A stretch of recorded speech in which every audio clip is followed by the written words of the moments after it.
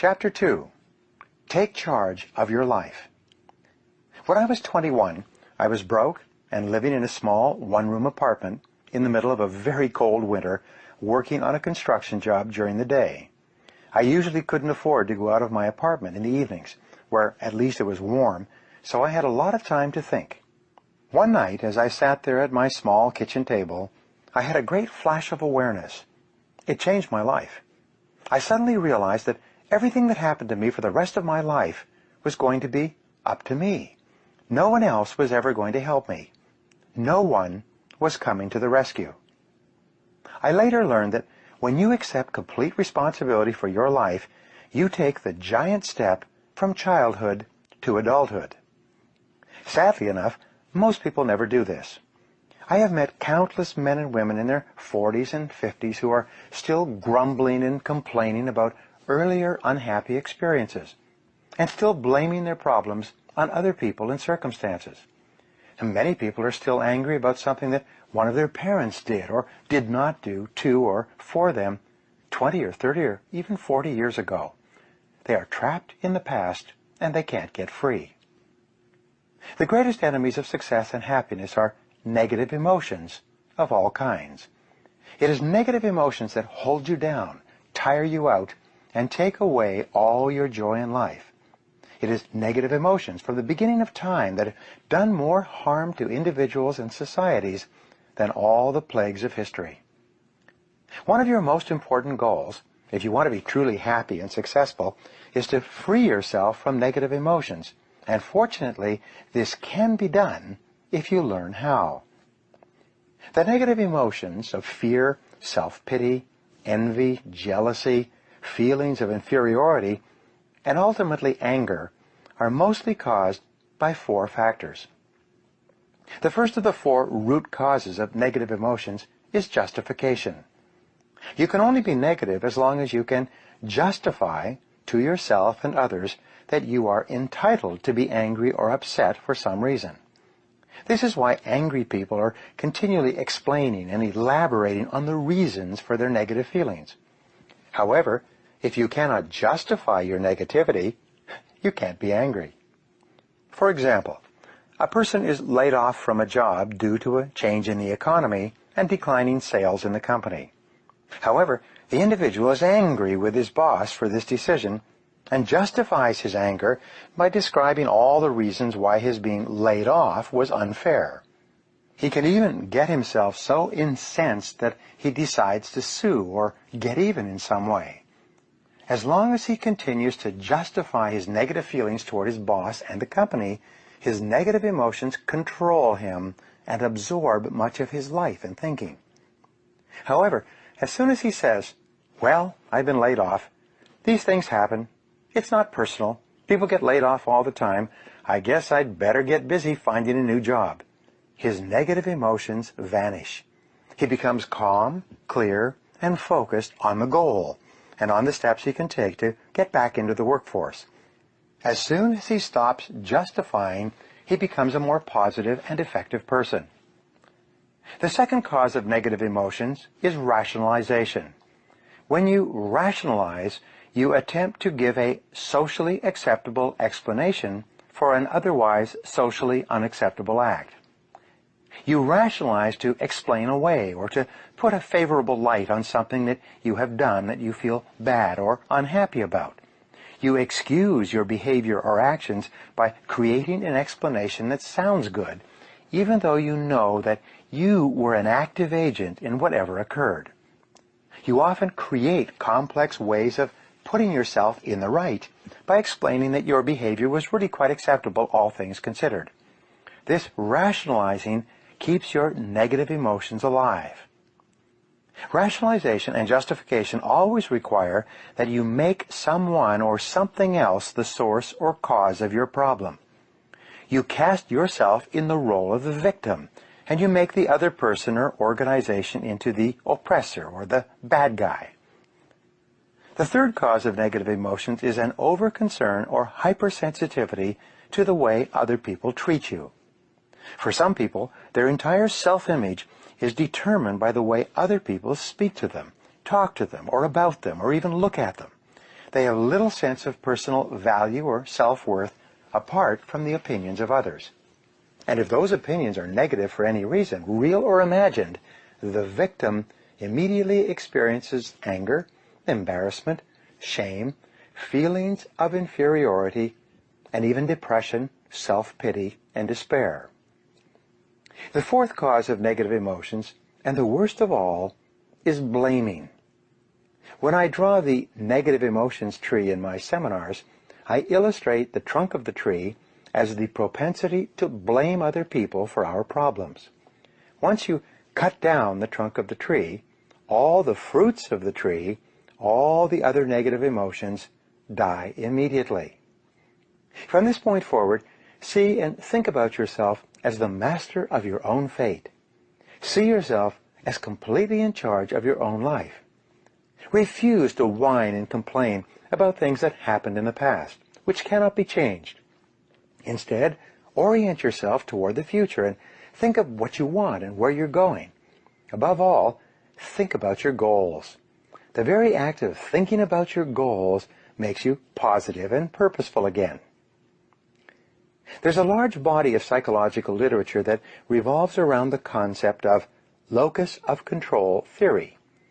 In more than 50 years of research, psychologists have determined that your personal locus of control is the determining factor of your happiness or unhappiness in life.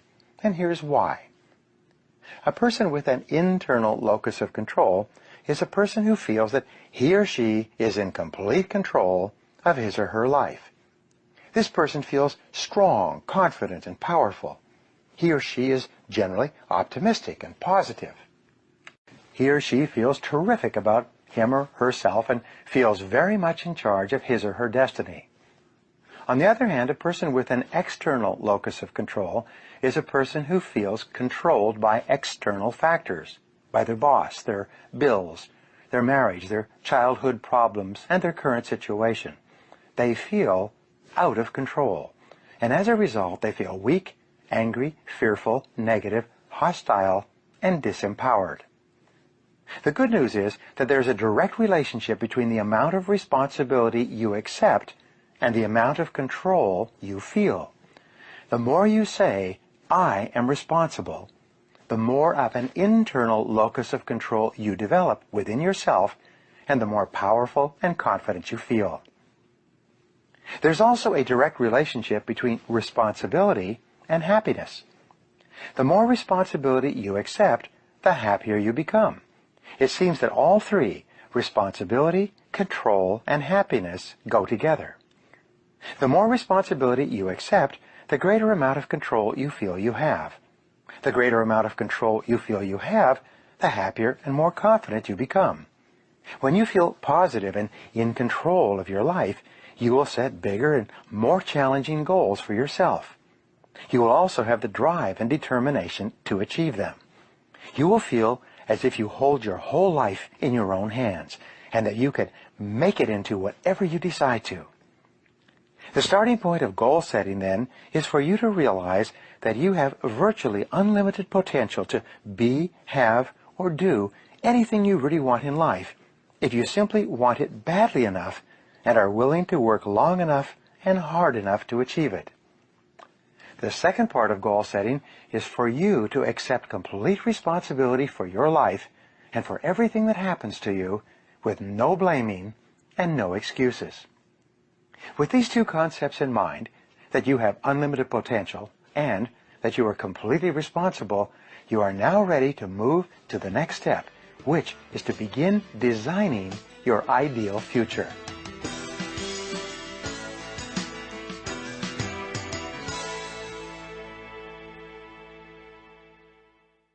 Chapter 3. Create Your Own Future. In more than 3,300 studies of leaders conducted over the years, there's a special quality that stands out, one quality that all great leaders have in common. It is the quality of vision. Leaders have vision, non-leaders do not. Earlier I said that the most important discovery in all of human history is that you become what you think about most of the time. What is it then that leaders think about most of the time? And the answer is that Leaders think about the future and where they are going and what they can do to get there most of the time. We call this leadership quality future orientation. Leaders think about the future and what they want to accomplish and where they want to arrive sometime down the road. Leaders think about what they want and what can be done to achieve it. The good news is that when you begin to think about your future as well, you begin to think like a leader, and you will soon get the same results that leaders get. In personal strategic planning, you should begin with a long-term view of your life as well. You should begin by practicing idealization in everything you do. In the process of idealization, you create a 5-year fantasy for yourself and begin thinking about what your life would look like in 5 years if it were perfect in every respect. The biggest single obstacle to setting goals is self-limiting beliefs. These are areas where you believe yourself to be limited in some way. You may believe yourself to be inadequate or inferior in areas such as intelligence, ability, talent, creativity, personality, or something else. As a result, you sell yourself short. By underestimating yourself, you set either no goals or low goals that are far below what you are truly capable of accomplishing. By combining idealization and future orientation, you cancel or neutralize this process of self-limitation. You imagine for the moment that you have no limitations at all. You imagine that you have all the time, talents, and abilities you could ever require to achieve any goal you could set for yourself. No matter where you are in life, you imagine that you have all the friends, contacts, and relationships you need to open every door and achieve anything you could really want. You imagine that you have no limitations whatsoever on what you could be, have, or do in the pursuit of the goals that are really important to you. When you practice idealization and future orientation, you make no compromises with your dreams and visions for yourself and your future. You don't settle for smaller goals or half successes. Instead, you dream big dreams and project yourself forward mentally as though you are one of the most powerful people in the universe. You create your perfect future. You decide what you really want before you come back to the present moment and deal with what is possible for you within your current situation. So, start with your business and career. Imagine that your work life was perfect 5 years from now. Answer these questions. Number 1, what would it look like? Number 2, if your work life were perfect, what would you be doing? Number 3, where would you be doing it? Number 4, who would you be working with? What level of responsibility would you have? 5, if you were at the top of your field, what kind of skills and abilities would you have? Number 6, what kind of goals would you be accomplishing? And number 7, what level of status would you have in your field if your career was perfect sometime in the future? When you answer these questions, imagine that you have no limits. Imagine that everything is possible for you. Imagine that you have a magic slate. That means you can write down anything you want. You can erase anything that may have happened in the past and create whatever picture you desire for your future. You can clean the slate at any time and start over. You have no limits. When you fantasize and imagine your perfect future, the only question you ask is, how? This is the most powerful question of all. Asking the word how repeatedly stimulates your creativity and triggers ideas to help you accomplish your goals. Unsuccessful people always wonder whether or not a particular goal is possible. High achievers, on the other hand, only ask the question, how? They then set to work to find ways to make their visions and goals into realities. When you have clear, exciting goals and ideals, you will feel happier about yourself and your world. You'll be more positive and optimistic. You'll be more cheerful and enthusiastic. You will feel internally motivated to get up and get going every morning because every step you're taking will be moving you in the direction of something that is important to you. Resolve to think about your ideal future most of the time. Remember, the very best days of your life lie ahead. The happiest moments you will ever experience are still to come. The highest income you will ever earn is going to materialize in the months and years ahead.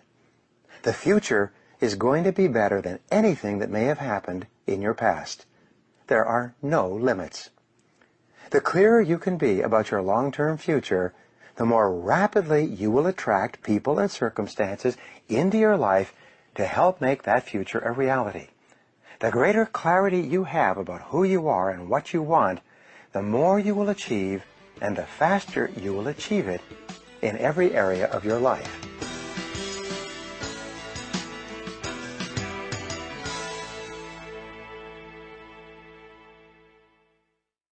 Chapter 4. Clarify your values. One of the most important characteristics of leaders and top people in every area of life is that they know who they are, what they believe in, and what they stand for. Average people are usually confused about their goals, values, and ideals, and as a result they go back and forth and accomplish very little.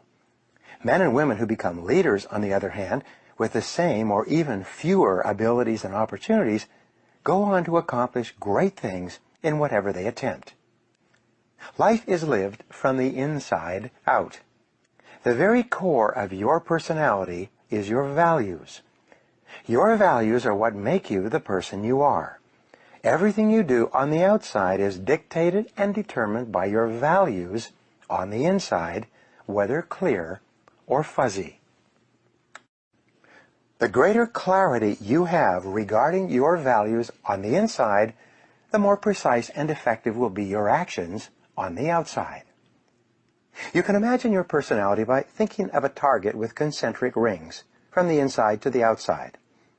Your personality is also made up of 5 rings starting from the center, your values, and radiating outward to the next circle, which is your beliefs. You see, your values determine your beliefs about yourself and the world around you. If you have positive values, such as love, compassion, and generosity, you will believe that people in your world are deserving of these values, and you will treat them accordingly. Your beliefs, in turn, determine the 3rd ring of your personality, your expectations. If you have positive values, you will believe yourself to be a good person. If you believe yourself to be a good person, you will expect good things to happen to you. If you expect good things to happen to you, you will be more positive, cheerful, and future-oriented. You will look for the good in other people and other situations. And surprise, surprise, your expectations